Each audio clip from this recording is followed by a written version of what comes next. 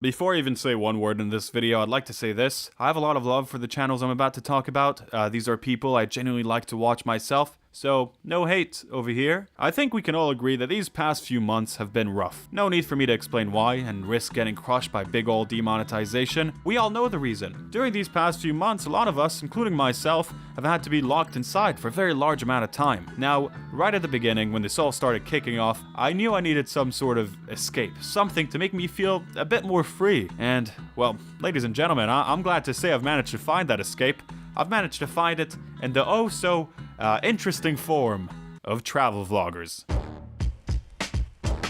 Now, some of you boxers, maybe the not so bright ones, might be asking right now, hey, Pinely, what are these travel vloggers you're talking about?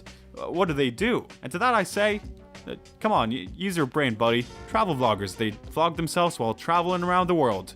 Pretty simple stuff. Now, watching these guys was absolutely great. It was amazing. I might have been stuck at home, but I got to watch them travel around these incredible places, these countries I've always wanted to go to myself, experiencing all kinds of different cultures and also being to places that only very few from the West have visited in the past few years. Some of them have been to like Syria, North Korea, Afghanistan. I mean, we're talking about people who have been to over 100 countries, which I think is most of them. And these people are, well, these people are kind of weird. I love sugar. I love candy. I love meat.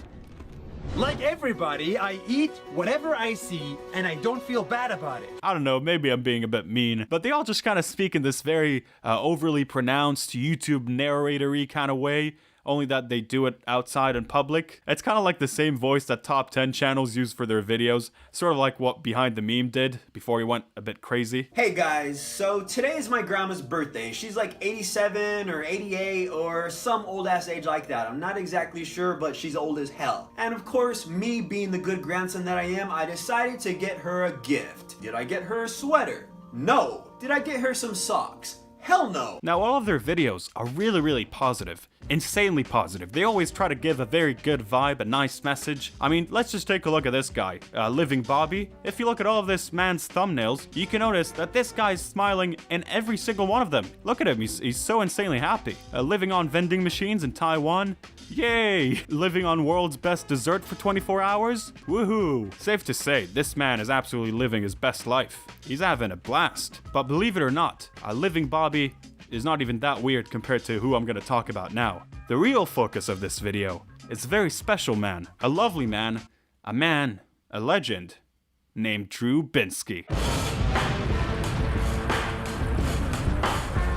I put a lot of time into that, so maybe subscribe. I'm currently at 0 subs, aiming to reach 1 by the end of the year, and you can make a pretty big difference. Now, Drew Binsky is amazing. I think I've seen hundreds of his videos, maybe. He's been to almost every country in the world, and he's really funny.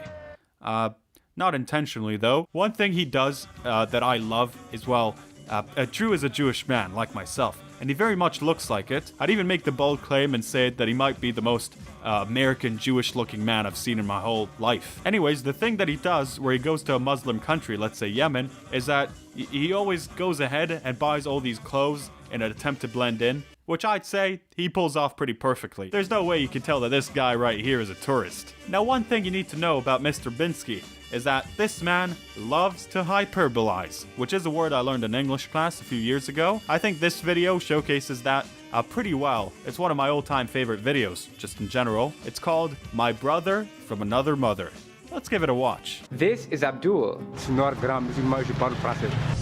And I'm white, short, Jewish, and I speak English. And guess what? We are both the same. Wow, are you sure about that? I think that might be a bit of an extreme statement considering you only met the man 72 hours ago. But the extreme statements do not end here. Oh, no. He says this a few moments afterwards. He stocked up his fridge just for me and even bought me all of these toiletries. Abdul would honestly take a bullet for me just to make sure I'm comfortable. Holy shit. Abdul would take a bullet for me just so I feel comfortable? This is such a loaded sentence. There's so much to pick apart. First of all, let's keep it in mind that they've only known each other for 3 days. 3 days! And I get that some friendships can be more hardcore than others, but it's 3 days. Other than that, he's saying that Abdul would take a bullet for him. He's not promising that it's mutual, it's just a one-way thing. And lastly, what's being said here is not that Abdul would take a bullet for Drew Binsky to save Drew Binsky's life. Abdul would take a bullet for Drew Binsky just so he would feel kind of comfortable. Wow, what a guy. You know what I'd take a bullet for? Some freshly squeezed orange juice. And Drew Binsky, I'd take one for him too. Let me know, what would you guys take a bullet for? I want to know in the comments. That's a pretty lighthearted question for the good old comment section to answer. What would you take a bullet for? Now, Drew is making a lot of pretty bold claims in this video.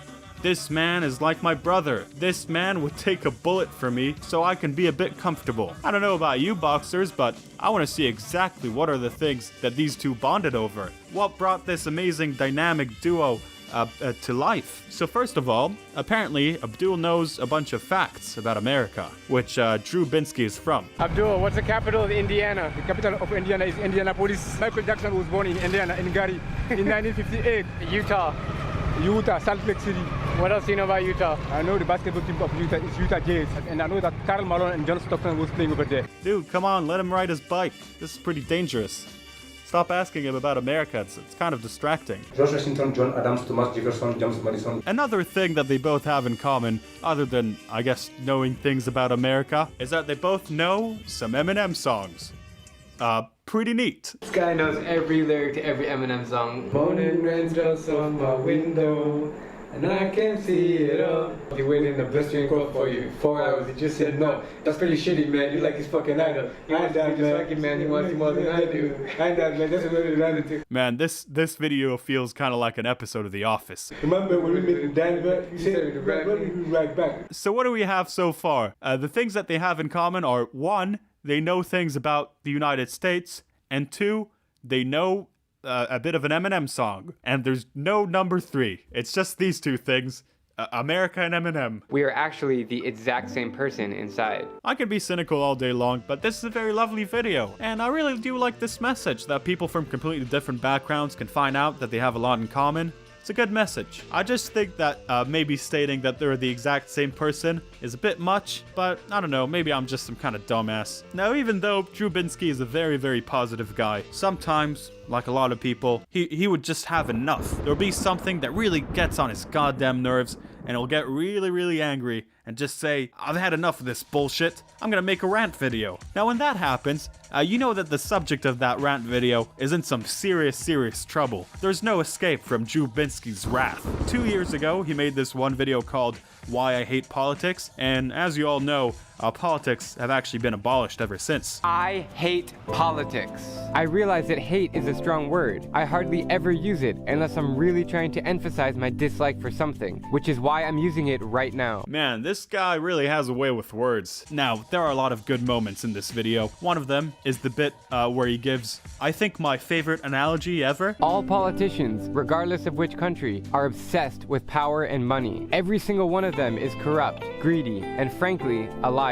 To me, politics is like two people beating each other up instead of volunteering at a nursing home. What? How? How does that make any sort of sense? Oh, listen, son, you got 2 options in life. Only 2? You can either beat someone up, or you can help some old people. What's it gonna be? It's a very, very weird analogy, saying that the whole very big concept of politics, you know, the thing that is essentially running the world, is like beating someone up. It's pretty wild, in my opinion. He also made a very controversial video called Why I Don't Like This Country, talking about his bad experience in Brunei. And may I say, he took that country down in less than 3.5 minutes. Apparently, he visited the place back in 2014, and this video was posted in 2019. So he held that grudge for a real long time. He also made a big takedown video on all the citizens of New York, simply for not opening a door for him. I wasn't planning to make this video until today. I tried to give the people here another chance, but after a situation yesterday where I got a door slammed on me, this issue needs to be brought up. Why are New Yorkers so rude? Is it the bad weather? Is it in their blood to not say please or thank you? To not open the door for you? To honestly not give a shit about you unless you are making their bank account increase? Jesus, this is only like the first 20 seconds of the video and he already starts off so aggressively. This man woke up that day and chose violence. He's had enough of these goddamn New Yorkers. Everyone feels like they're in their own world. They have music in their ears. They're on their phones. They walk fast. I come to the city several times a year, and I still wonder why 9 out of 10 people will not smile back at me. Seriously. This video is so dramatic, I feel like I'm watching some kind of trailer or something. The people of New York have music in their ears, but hate in their heart. My name is Drew Binsky, and today I'm gonna tell you my story. I don't get it. How can you not smile to this guy? Look at his nice smile. Ah, he's such a lovely man. Honestly, these New Yorkers have no idea what they're missing out on. I'd continue playing this video, but you know what? I'm actually afraid that some New Yorkers watching this video might start cussing me in the comment section. Say stuff like, hey, Pinely, screw you, buddy. I'm from New York. I don't get a smile to no one. Really, I just don't want that kind of language associated with my channel. Now, yes, there are a lot of weird and funny moments in Drew's videos, and, well, a lot of these people's videos, but they're still pretty great. I mean, look at what these people are doing. They're experiencing life to the fullest, meeting all these different kind of people, hearing their incredible stories. I genuinely feel like I've learned a lot from them, and I could say for a fact that they definitely provided that sort of escape I was looking for. It's refreshing and, well, really nice to see this positive side of YouTube. Who am I to talk smack about them? That's just a bit rude on my end. It's almost like I've chosen to beat someone up instead of volunteering at a nursery home. Man, I'm like politics. I don't want to be politics. Drew Binsky hates politics. Maybe I should be a travel vlogger. Or better yet, I could get Mr. YouTuber to do it.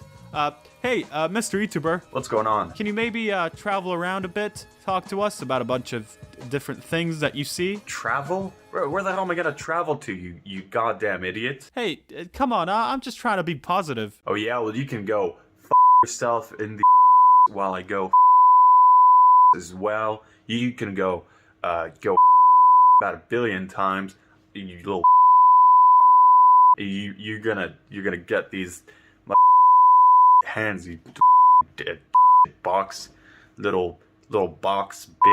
Jesus Christ. Okay. Well, I guess that was something. Stay safe, you guys, and goodbye.